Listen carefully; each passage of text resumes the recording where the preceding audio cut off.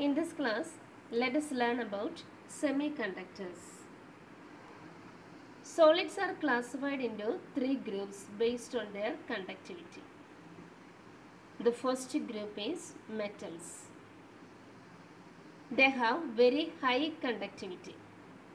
Conductivity values lies in the range 10 raised to 2 to 10 raised to 8. SI unit is Siemens meter raised to -1. Conductivity is the reciprocal of resistivity. The second group, insulators. They have very low conductivity. In the order 10 raised to -11 to 10 raised to -19. The third group is semiconductors. They have conductivity values between metals and insulators, or in the range 10 raised to 5 to 10 raised to -6. The semiconductors can be divided into two groups. The first group, elemental semiconductors. They are elements in the group 14 in the periodic table. For example, silicon and germanium. They are used for making diode, transistor, etc. The second group, compound semiconductors, for example, gallium arsenide, cadmium sulfide. They are used for making LED, light emitting diode, and solar cell, a device which converts solar energy to electrical energy. Now let us see the energy bands in solids. In the chapter atoms, we have learned the energy levels of electrons in different orbits. First orbit, the energy of the electron can be represented as a line. It has a definite energy value. For the second orbit, another energy value. Third orbit, like that. Each electron in a particular orbit has a definite energy value, so we can represent it as a line. But in the case of solids, energy of the electrons in a particular orbit cannot be represented by a line, but can be represented as a bunch, because the energy of the electrons gets modified due to the interaction with the neighboring atoms. So the energy levels of electrons in a particular orbit form a bunch. It is a group of lines having energy values in a particular range. Especially the valence electrons, the energy levels of valence electrons get modified. So the energy levels of valence electrons form a bunch, and that bunch is named as valence bunch. And the energy band higher than the valence band is known as conduction band.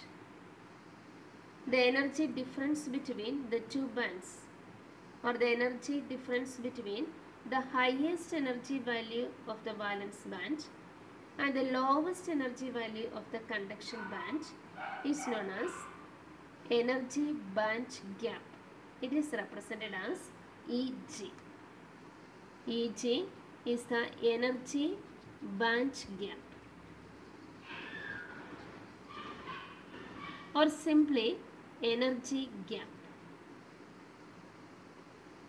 In the case of insulators, this energy gap is high. It is greater than 5 electron volts. So we can say they have very low conductivity. For insulators, the conductivity is very low.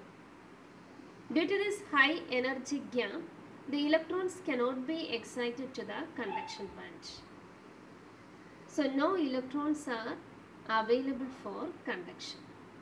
So they are having very low conductivity. But in the case of metals, the bands may overlap. conduction band may overlap with the valence band, or sometimes the energy gap is very low, approximately 0. So the electrons in the valence band can easily move to the conduction band, and so they are available for conduction. So metals have high conductivity. But in the case of semiconductors, there is some energy gap and its value is less than 3 electron volts. So the electrons can be excited to conduction band if energy is supplied to the electrons. So at low temperature, the electrons are in the valence band and no electrons are there in the conduction band. So they are insulators at low temperature. But as temperature increases, electrons can be excited to conduction band. So their conductivity increases with the temperature. If we consider some group 14 elements in the periodic table, carbon, germanium, silicon and tin, the energy gap values are as shown. For carbon it is greater than 5 electron volt. So carbon is an insulator. For germanium it is 0.72 electron volt and silicon it is 1.1 electron volt and they are considered as semiconductors. For tin it is approximately 0 electron volt, so tin is a metal. For insulators, the energy gap may be greater than 3 electron volt. And for semiconductors, it should be less than 3 electron